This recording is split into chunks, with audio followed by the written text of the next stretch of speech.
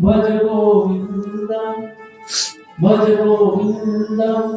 गोविंदम भज मूलमते प्राप्त सन्निहिते मनने नहीं नहीं रक्षति दुःखय चरणे आ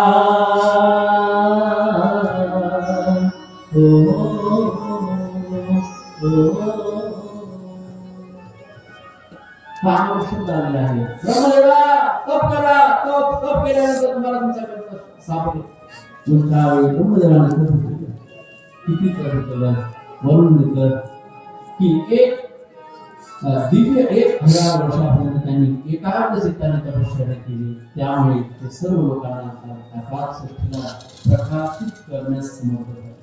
नामपरा भ्रमण करतात वय सृष्टीची या उपक्रमा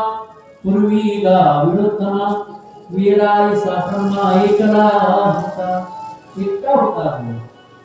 त्याला सृष्टी निर्मितीची क्षमता सामर्थ्य त्याच्यामध्ये नव्हतं पुढे वर्णन करतात मद ईश्वरा ते ओळखे ना सृष्टी ही करू शकेल सृष्टी ही करू शकत नव्हता आणि मलाही ओळखू शकत नव्हता अशा वेळेला त्यांनी तप केलं आणि मग सृष्टी सृजन योग्यता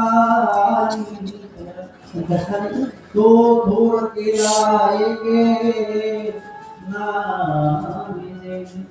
नामी सृष्टीची निर्मितीची आकाशाची निर्मितीची क्षमता ब्रह्मदेवाला मिळाली आणि मग ब्रह्मदेवाने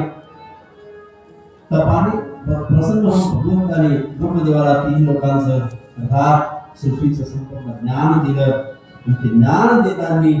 नुसतं ज्ञान दिलं नाही त्या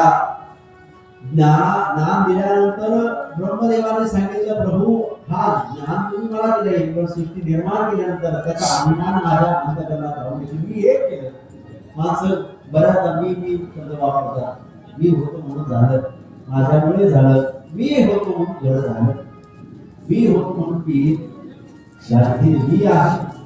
हा माणसाचा अहंकार आहे तो केलेल्या कार्याचं शून्यत्व ठरवतो जे केलेलं आहे ते माफी दूर होतं मी मानल्याने म्हणून माणसाने मी करून ज्ञानोबा सांगतात की ज्ञानेश्वरी मी लिहिली आहे परंतु मी ज्ञानेश्वरी